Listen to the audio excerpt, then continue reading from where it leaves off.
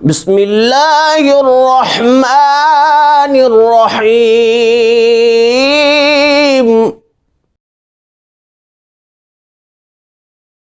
بسم اللہ والصلاة والسلام علی رسول اللہ وعلی آلہ واصحابہ اجمعین۔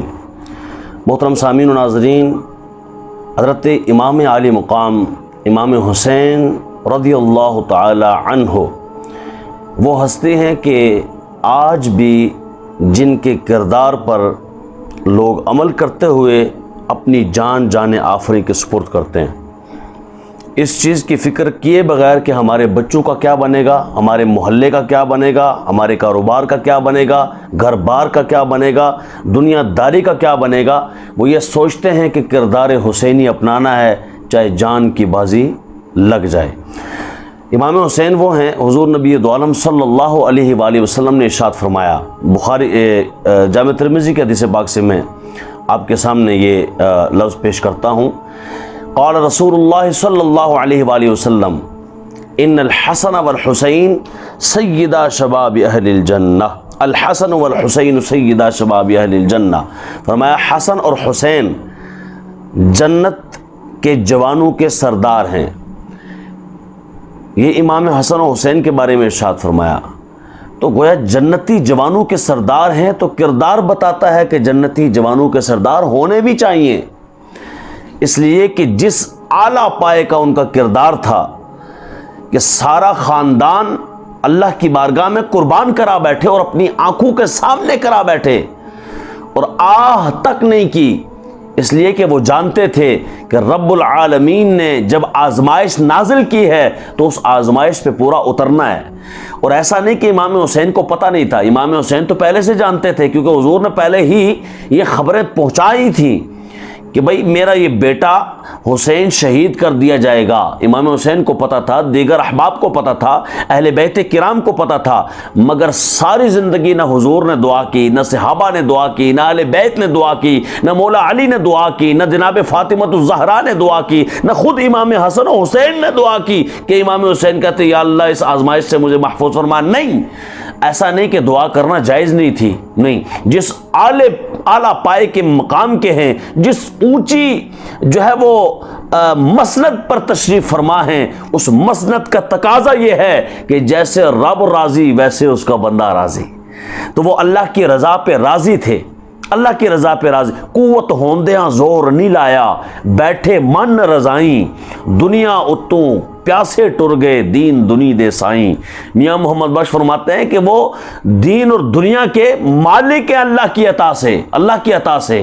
یہ دنیا و آخرت رب نے فرمایا یہ دنیا بھی ان کی، یہ آخرت بھی ان کی، یہاں پہ بھی کامیاب ٹھہرے، وہاں بھی جنتی جوانوں کے سردار ٹھہرے۔ یہی ہیں جو اصل مالک ہیں، جو اصل حقدار ہیں۔ تو فرمایا انہوں نے اللہ کے لیے کیا کیا؟ جیسے رب راضی تھا، جیسے وہ مانتا تھا ویسے منوایا۔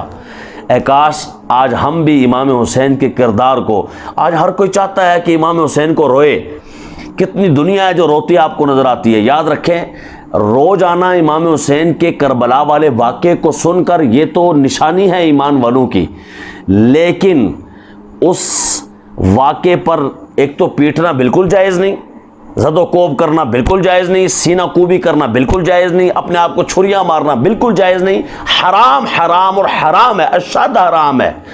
لیکن اگر بندہ وہ واقعہ سنتے ہوئے رو پڑے تو یہ اس کی خوش بختی ہے کہ وہ ان واقعات کو سنتا ہے تو اس کے اندر ایک درد ہے جو امنڈ کے سامنے آ جاتا ہے۔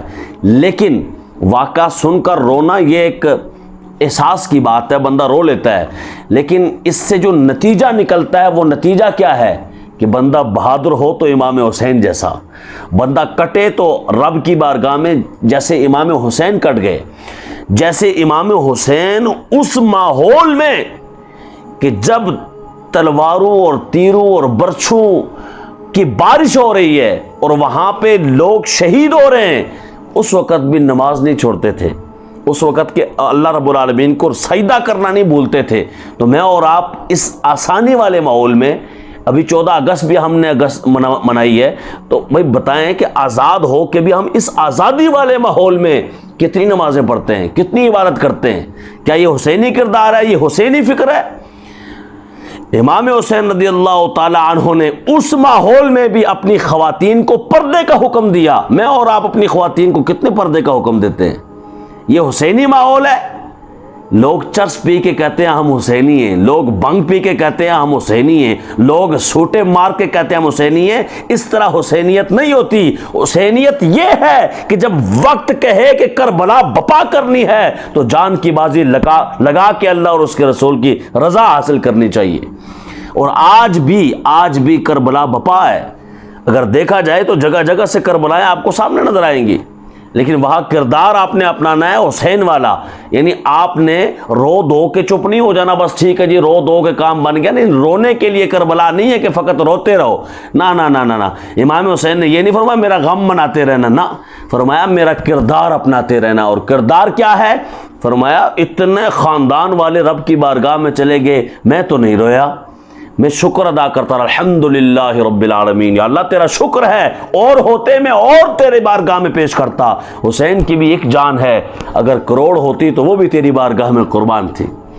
جب آج کا بندہ یہ صدا لگاتا ہے کہ یہ ایک جان کیا ہے، اگر ہوں ہزاروں، اگر ہوں کروڑوں، تیرے نام پر سب کو وارا کروں میں، تو امام عالی مقام کا عالم کیا ہوگا، امام عالی مقام کے جذبات کا عالم کیا ہوگا۔ یاد رکھیں، اپنے سر کو بھی اللہ کی بارگاہ میں رکھیں اور اپنے سر کو قربان بھی اللہ کی بارگاہ میں کریں۔ اللہ کی رضا حاصل کرنے کے لیے، حضور کی خوشنودی اور حضور علیہ الصلوۃ والسلام کو راضی کرنے کے لیے، حضور کی اطاعت کے لیے، تو حضور کی شریعت سب سے عزیز یہ حسینی کردار کا نتیجہ ہے۔ حسینی کردار آپ کو یہ سکھائے گا کہ شریعت سب سے عزیز ہے۔ ہم کیا کرتے ہیں، یہ پیر ہے ہمارا، یہ فلانا، یہ وہ جو مرضی کرتا رہے، یہ ہمارا فلانا ہے۔ نہیں، ہم ایسے پیر کو کبھی نہیں مان سکتے جو شریعت کو نہ مانے۔ ہم ایسے عالم کو، ایسے شیخ کو، ایسے بڑے کو کبھی نہیں مان سکتے جو شریعت سے ٹکرائے۔ لہذا شریعت ہم سب کو سب سے عزیز ہونی چاہیے۔ یہی کردار حسینی ہے، یہی پیغام کربلا ہے۔ بہرحال میں آپ کو شان سنا رہا تھا، امام حسین رضی اللہ تعالی عنہ، ایک مقام پر حضور نے ارشاد فرمایا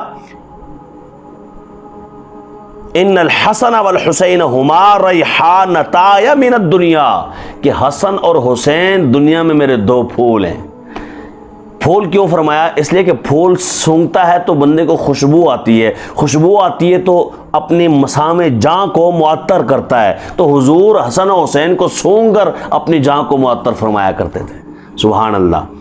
کیا فرمایا تھا اعلیٰ حضرت نے کہ کیا بات رضا اس سمانستان کرم کی، زہرا ہے کلی جس میں حسین اور حسن پھول۔ تو اللہ کریم سمجھ کی توفیق عطا فرمائے۔ اور ایک اور حدیث پاک آپ کے سامنے پیش کرتا ہوں۔ فرمایا قال رسول اللہ صلی اللہ علیہ وآلہ وسلم حسین منی وانا من حسین، حسین مجھ سے ہے اور میں حسین سے ہوں۔ احب اللہ من احب حسینا، اللہ اس سے محبت کرتا ہے جو حسین سے محبت کرتا ہے۔ اس لیے بھی ہماری محبت امام حسین سے ہونی چاہیے کہ اللہ اس سے محبت کرتا ہے جو حسین سے محبت کرتا ہے۔ وہ خوارج جو امام حسین کو بھی نعوذ باللہ کہتے ہیں کہ یہ باغی تھے اور نعوذ باللہ پتہ نہیں کیا کیا گردانے پڑتے ہیں، ان خارجوں پر بھی لعنت ہو جو یزید کے حامی بن کر سامنے آتے ہیں، جو پلید ہے، نجس و ناپاک ہے، جس نے رسول اللہ صلی اللہ علیہ وآلہ وسلم کے خاندان کو تکلیف پہنچائی ہے۔ اس لیے یہ حدیث پاک آپ کے سامنے جب ہوگی تو آپ سمجھ جائیں گے کہ جو بندہ محبت خدا کا دعویٰ کرتا ہے کہ مجھے اللہ سے شدید محبت ہے، جی اللہ سے شدید، تو حضور فرماتے ہیں احب اللہ، اللہ تعالیٰ محبت کرتا ہے کس سے؟ من احب حسینا، جو حسین سے محبت کرتا ہے۔ تو یاد رکھیں، اگر آپ چاہتے ہیں نا کہ اللہ آپ سے محبت کرے تو پھر حسین سے محبت کرو، اللہ محبت کرے گا۔ ایک اور حدیث پاک آپ کے سامنے رکھتا ہوں۔ عن علی قال الحسن اشبہ برسول اللہ صلی اللہ علیہ وسلم ما بین الصدر الى الرأس، والحسین اشبہ برسول اللہ صلی اللہ علیہ وآلہ وسلم ما کان اسفل من ذلک۔ حضرت مولا علی کرم اللہ تعالی وجہ الکریم ارشاد فرماتے ہیں کہ حسن رضی اللہ تعالی عنہ سینے سے سر تک حضور کے مشابہ تھے، اور امام حسین سینے سے قدمین مبارک تک حضور کے مشابہ تھے۔ اللہ تبارک و تعالی ہمیں امام عالی مقام کی محبت نصیب فرمائے، اور امام عالی مقام سے محبت دراصل جنت کا زینہ ہے، جنت کی سیڑھی ہے، کامیابی کا زینہ اور کامیابی کی سیڑھی ہے۔ السلام علیکم ورحمۃ اللہ وبرکاتہ۔